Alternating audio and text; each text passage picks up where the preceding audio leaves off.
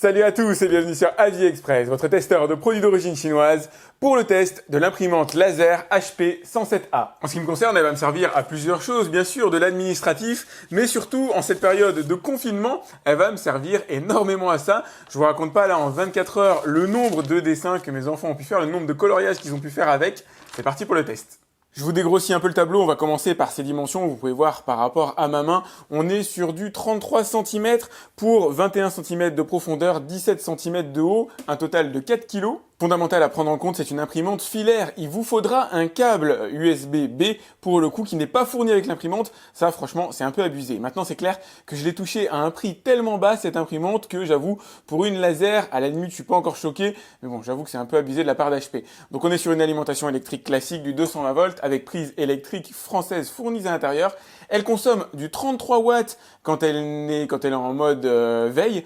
C'est quand même assez élevé, je trouve, en consommation. Mais enfin bon, visiblement, c'est comparable aux autres imprimantes. Et elle doit consommer à peu près 350 watts. Lorsqu'elle est activée, elle se met en veille quasiment au bout de, je dirais, 20-30 secondes. Elle est compacte, mais elle permet quand même, bien sûr, d'imprimer une feuille A4. Ça, c'est standard. Avec une longueur de feuille maximum de 35 cm. J'avoue que je connaissais pas cette longueur-là. Vous allez aussi pouvoir imprimer des enveloppes, etc.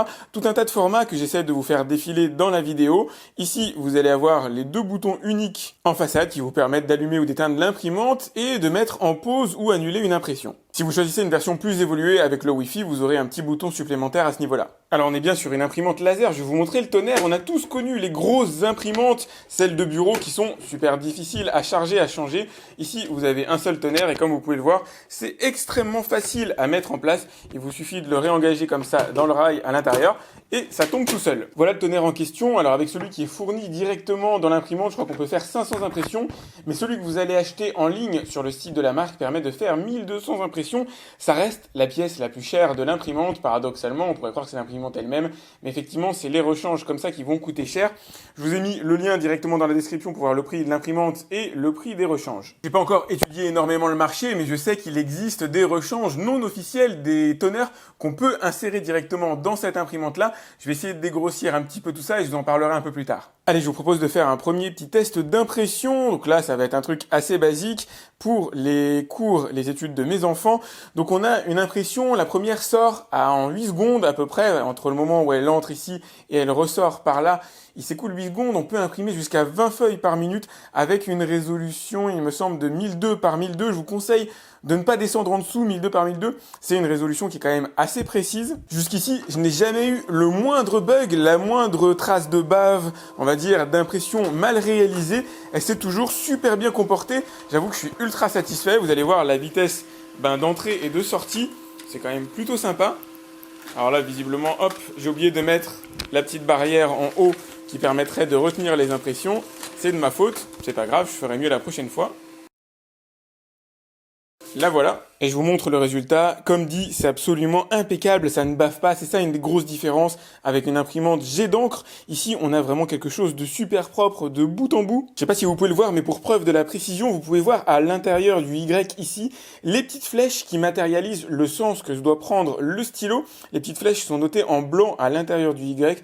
Franchement, c'est nickel. Je vous montre le tracé des écritures pour le plaisir. Vous pouvez voir par rapport à la taille de mon doigt ce que ça donne. Ici, vous avez le fameux formulaire d'autorisation de sortie qui fait couler beaucoup d'encre, sortie liée au coronavirus, à la période de confinement qu'on vit en ce moment. Encore une fois, c'est absolument impeccable. J'avoue que c'est assez pratique, même si j'aurais pu l'écrire à la main. C'est quand même pratique d'avoir une imprimante pour ça. Alors là, je me suis amusé à faire un test de précision, donc j'ai écrit le même texte dans plusieurs, alors non pas police, mais taille de caractère. J'ai commencé avec du 2, du 4, etc. Sur du 2, il faut des yeux laser pour arriver à le lire. Ça doit être déchiffrable avec une loupe éventuellement, mais c'est pas fait pour. De toute façon, personne n'imprime en 2, évidemment. Vous avez ici du 4, et là en 4, c'est lisible. En 6, bien sûr, c'est impeccable. En 8, en 9, en 10, en 11, en 12 et en 14. Alors pour l'instant, je n'ai pas pu imprimer de gros volumes. J'ai fait environ une quinzaine d'impressions à la suite. Ça marche bien sûr impeccablement. À l'entrée du bac, vous avez 150 feuilles positionnables. En sortie, vous pouvez en recevoir jusqu'à 100 avant que ça déborde. Ça vous donne un ordre d'idée des volumes que vous allez pouvoir imprimer sans intervenir sur l'imprimante. Alors ça aurait évidemment pu être un atout intéressant, mais l'imprimante n'est pas recto verso. Si jamais vous voulez imprimer en recto verso, Ben voilà, vous devez activer la fonction directement sur Word. Ensuite, vous remettez la feuille comme ça dans ce sens-là. Ça se fait manuellement. Alors ça permet au moins de faire de l'économie de papier, mais c'est clair que ça aurait été mieux si ça avait été totalement automatisé.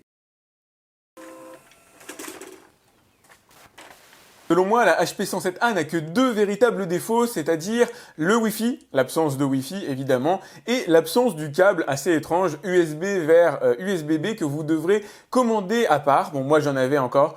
J'ai le fameux sac à câble que normalement tous les hommes, tous les geeks ont à la maison. Cette espèce de sac monstrueux dans lequel vous allez retrouver des câbles, des vieilles nappes d'il y a 30 ans dans les ordinateurs, des câbles, des prises électriques que vous n'utiliserez probablement plus jamais. Ben voilà, c'est l'occasion de ressortir le fameux sac et de retrouver le câble USB type B qui ne sont pas légion, j'en avais pas énormément chez moi pour le coup, mais j'étais bien content de trouver celui-là, ça m'a évité d'en acheter un. C'est ça les seuls défauts que vous avez sur cette imprimante. Elle est précise, elle est rapide, elle est extrêmement peu chère. Bon, les tonnerres coûtent une cinquantaine d'euros pour 1200 impressions, c'est on va dire dans la norme, dans la moyenne. Maintenant, il y a des marques qui proposent ce genre de tonnerre pour moins cher, donc c'est à expérimenter aussi. Je pense que je ferai quand j'aurai épuisé le mien. Le premier tonnerre permet de faire 500 impressions, donc c'est quand même plutôt correct, surtout par rapport au tarif demandé. Si vous pouvez, entre une laser et une jet d'encre, très franchement, prenez une laser. De toute façon, vous allez voir, la tarification demandée pour la laser, c'est assez faible par rapport à ce que moi j'imaginais. J'imaginais que c'était beaucoup plus cher. Ce sera plus cher si vous voulez de la couleur, évidemment. Là, il vaut mieux encore, pour rester dans des prix modérés, investir plutôt dans une jet d'encre. Mais les jets d'encre, franchement, c'est chiant. À la longue, c'est très chiant. En matière de buse, d'encrassement, ça bave. Enfin bref, c'est pas terrible du tout. Là, au moins, avec la laser, vous avez des impressions ultra propre. C'est pas de l'ordre du professionnel, je pense, au sens où vous n'allez pas imprimer des quantités monstrueuses. Voilà, vous mettez pas un paquet de 500 feuilles derrière et vous imprimez à la volée. L'objectif, c'est vraiment de l'utilisation ponctuelle, occasionnelle, pour des petites entreprises ou pour des particuliers comme moi. Pour le coup, c'est exactement comme ça qu'elle va me servir la plupart du temps. Si vous avez aimé ce test, mettez-moi un like, c'est important pour moi. Je vous ai mis le lien dans la description pour voir sa tarification à l'heure actuelle. N'hésitez pas à partager cette vidéo, à vous abonner, à cliquer sur la petite cloche qui vous permet d'être averti lorsque je lance une nouvelle vidéo. Et moi, je vous dis à très vite pour un nouveau test sur AviExpress. Salut!